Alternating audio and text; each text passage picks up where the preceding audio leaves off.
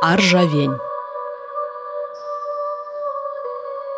А вы ведалі, што ў беларусаў існавалі дзясяткі назваў балотаў? Гэта была дрыгва, здуха, гвэгня і іншыя. Для нашых продкаў балоты былі не толькі важным месцам, дзе адбываліся незвычайныя, а часам жахлівыя рэчы, а месцам, дзе жылі шматлікія нячысцікі.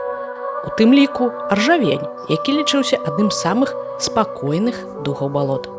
Палатно расказвае ў падкасці «Беларускія нячысцікі» пра аржавеня.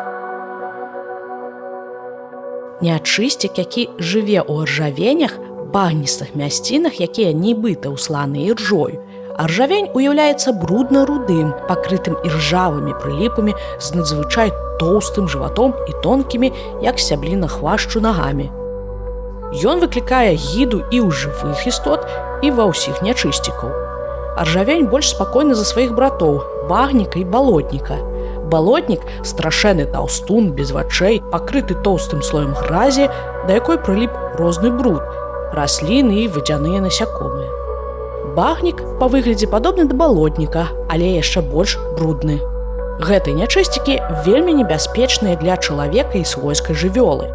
Звычайна яны прывабліваюць сваю ахвяру прыгожымі вобразамі і гукамі, а калі тая завязне ў багне, заблытаецца ў карчах да лазняку, яны хапаюць яе за ногі і паволі цягнуць да сябе. Летам нячысцік ляжыць на дне аржавеня, абрастае ліпучымі слаямі і падтрымлівае ў іржавенях каламуць. Пра аржавеня ёсць верш беларускага паэта Міхася Башлакова.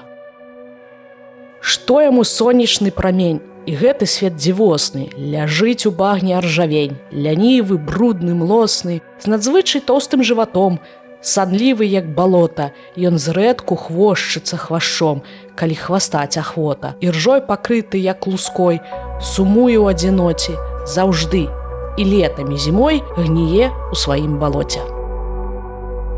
Дзякуй, што былі з намі. У наступным эпізодзе падкаста «Беларускія нячысцікі» мы раскажам пра хатніка, духа, які жыў у доме і клапаціўся пра дабрабыт. Якім яго уяўлялі беларусы і як яго ўспрымалі. Вы даведаецеся ўжо зусім хутка. Гэта палатно, далей яшчэ цікавей.